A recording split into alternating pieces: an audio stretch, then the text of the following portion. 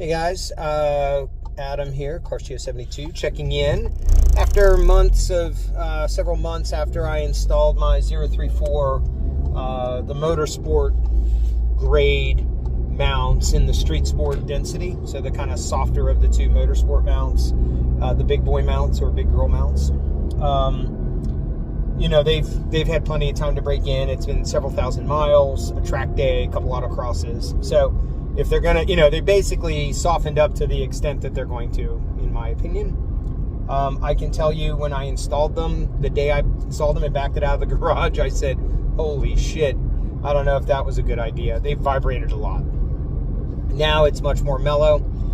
It is definitely a lot more noise vibration than the standard OE mounts or the kind of slightly upgraded ones that 034 sells them, CTS sells them. They're kind of like stock mounts with slightly higher durometer rubber, which is what I had before. And I mean, even those when they were brand new vibrated a little bit, but these vibrate a lot, or have a lot more vibration and noise. So NV and the NVH family, there's no harshness. Would I do that again? Absolutely. On this car that's getting kind of really not, my daily use, folks, is basically like this. I've got to run a couple errands today. I don't really have a commute. I don't sit in my car for hours a day in stop and go traffic where this would probably bother me. Right now it's 80 degrees outside, so I have the air conditioning on. So I would say with the AC on, at stoplights, you certainly get more vibration than if you don't have the AC on. If you have the AC on, you put it in reverse. That's kind of characteristic in the DSGs of the most vibration. Yeah, it vibrates a little bit. It vibrates when you let off your brake and the clutch is engaged. It kind of, when you let off the brake, it's kind of a boom, and it goes. So again, if you're just a normal driver, street driving your car, there would be zero reason to ever put mounts like this in your car. If you're somebody that's autocross or tracking your car and your factory mounts are shot, which, these cars are going on 10 years old, some of them, they're shot. And especially that transmission mount. And if you've tuned the car and kind of even just done some harder street driving, it's probably time to think about mounts.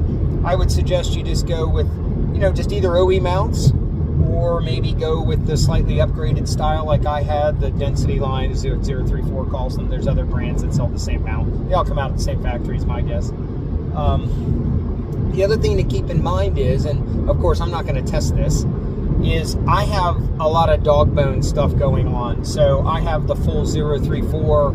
I guess I'm a 034 fanboy. I have a lot of their stuff. It's good stuff, works. Good warranty too. No drama with their customer service. Anyway, but I pay for my stuff, so I'm not some shill for anybody. So I have their kind of like complete dog bone thing kit. So that's higher durometer rubber pucks that go in the subframe. That's the upper lower metal inserts that go into the voids in those pucks. And then that's their billet arm with the spherical bearing joint. So some of my vibration is from that. And if you took all that out and went back to the factory stuff, no inserts and everything, my vibration would be less. So I have kind of the maximum amount that you're going to ever see. And if that's pretty okay to drive every day, you could certainly do this with some combination of what I've done and probably be okay. But again, I don't sit in heavy stop and go traffic or anything like that. One thing I'm going to say, the biggest thing I notice, and you probably can't hear it in a video from my phone like this as I'm driving, is I just have a lot more DSG whine noise. I've said it in some of my earlier videos. It's almost like having straight cut gears a little bit, like a dog box in a race car. The DSGs, when they get miles on them, I mean, mine has, 115,000 miles on it now, and it's lived a life of excitement, we'll say. The bearing clearances do, I think, increase a little over time, like anything that is a wear part, and you get a little bit of kind of high-pitched frequency vibration that translates more when you have stiff mounts through the chassis. So I hear more DSG whine. I heard it before, but I definitely hear it now. So, like I'm driving 70 miles an hour with the cruise and the AC on, and I have a resonator delete and a downpipe. Excuse me. It's fine, but it's a little bit noisier than it was. I have Unitronics stage 3 DSG tune, which holds the gearing even in drive quite a bit more than the stock tune would do. So like, I'm not shifting to third until 20 miles an hour, and you don't think much about that. But like, when you're driving in a neighborhood at 19 miles an hour in second gear, if you had a manual, you would absolutely shift to third gear. So it holds the gears longer, and so higher RPM is going to transmit more vibration, more noise. So that's also part of it. If I had the stock DSG tune, it probably wouldn't be as bad. That's really all. You know, people always, NVH is a completely subjective thing. This car doesn't bother me. If somebody else drove it, it might drive them nuts.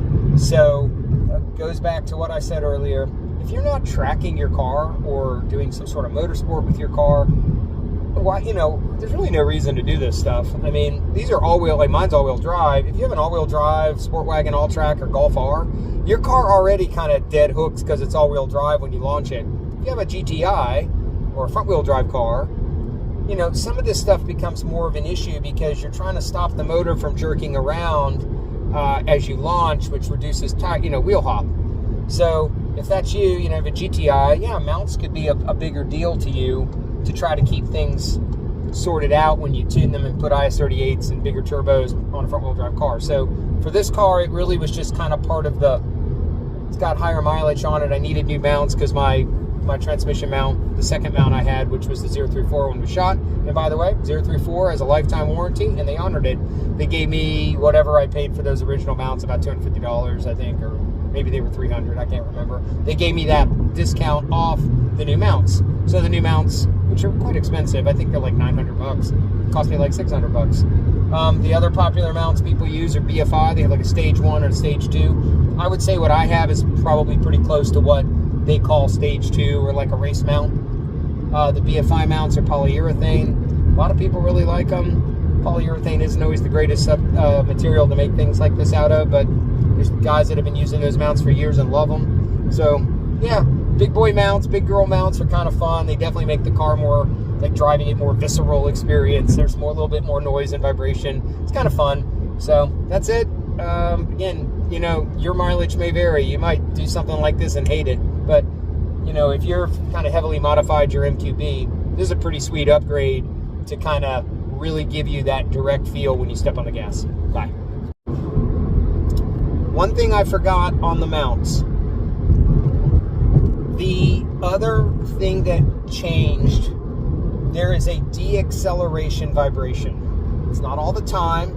I can't figure it out exactly what causes it, but it might be like 50 miles an hour in fifth gear, you let off, it'll vibrate through the whole car. You can touch the gas, give it a little gas and let off, and it'll go away. Not sure what's vibrating, whether that's the drive line, like the prop shaft back to the rear end, something. I mean, again, the car's got 115,000 miles on it. Stuff is not as tight as it was when it was new, and it's probably just some part of the drivetrain vibrating, but that drivetrain vibration is a little weird sometimes, but whatever, race car.